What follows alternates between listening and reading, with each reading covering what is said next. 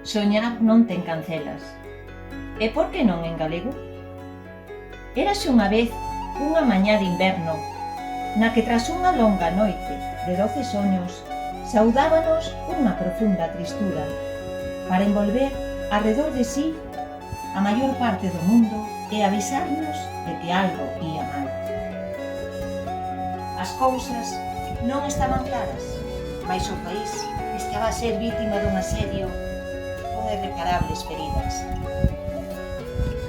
Para amencer, crónicas desalentadoras de persoas e memorias de familiares de doentes, moitos deles reducidos a cinza.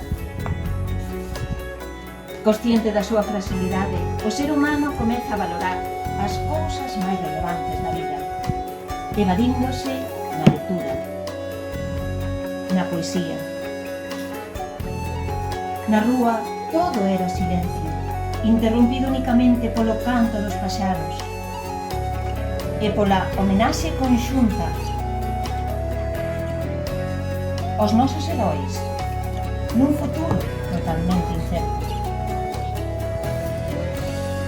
Confinados, agardaban a chegada da noite para sumirse nun profundo sono por medo á escuridade e para soñar coa chegada dun novo e libre amencer. Por sorte, chegou esa noite máxica que poñía fin a esa neve interminable, dando paso a unha primavera con follas novas, con novos aires e con novos cantares.